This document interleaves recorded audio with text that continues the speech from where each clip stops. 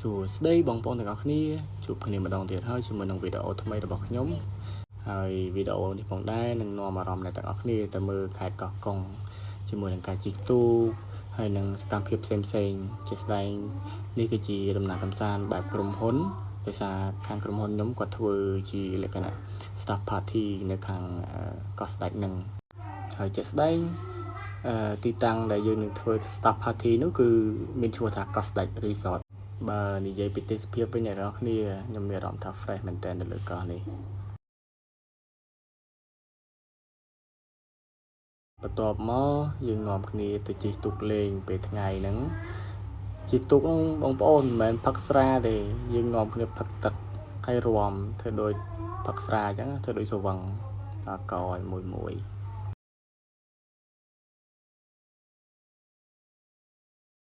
Oh no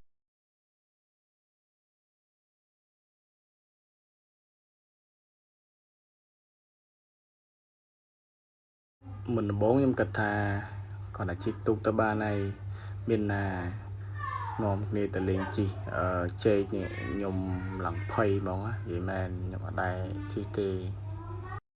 តែពេលជិះទៅមានអារម្មណ៍ថាសប្បាយដែរតាគ្រាន់តែថាវារៀងភ័យមានអារម្មណ៍មិនទេដូចភ័យខ្លាំងមែនតើហ្មងព្រោះយើងអត់ដែរជិះហើយមើលទៅញើទៅលើទឹកមិនមែនលើគោកទេតែការនោះនឹងសម្រាប់ចិត្តមិនទៅលេងនឹងគេដែរនិយាយមែនបើកន្លែងនេះវិញបងប្អូនខំស្ទូចឡើង1ម៉ោងកន្លះចង់2ម៉ោងហើយអត់មានបានអីទេបានថ្មខ្ញុំថាហួសចិត្តនោះហួសនិយាយមែន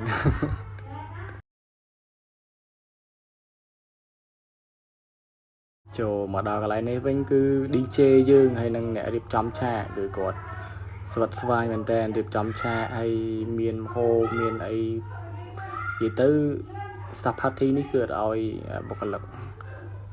ខ្វះអីញ៉ាំទេគឺបបោតែហ្មងណា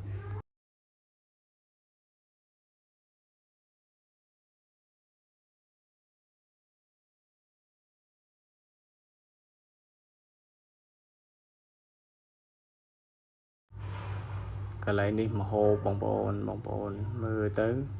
គួរចង់ញ៉ាំអត់មានក្តាមមានបកាមានមឹកនិយាយរួមទៅគឺអត់ខ្វះតែម្ដងហើយបើសួរពីទេសភាពពេលល្ងាចឡើងមិនដែរ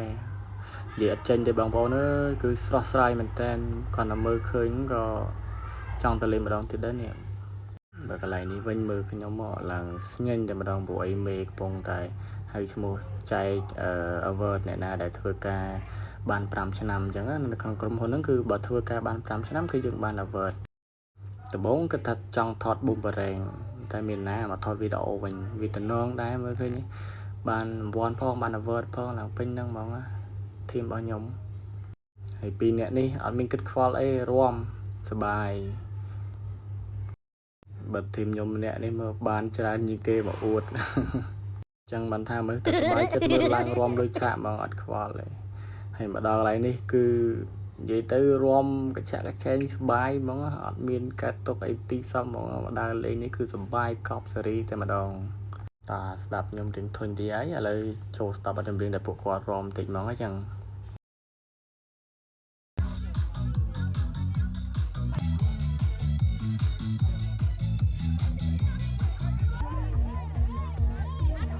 2,000 years later យកមិញដាក់ជ្រុលបងប្អូនហើយឥឡូវងើបដាក់បបរ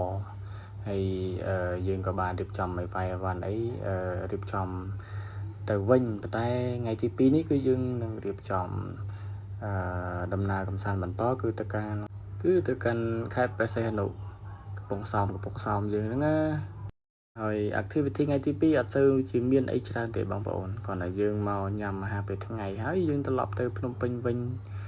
ហើយនេះគឺយើងជិះឡានដែលខាង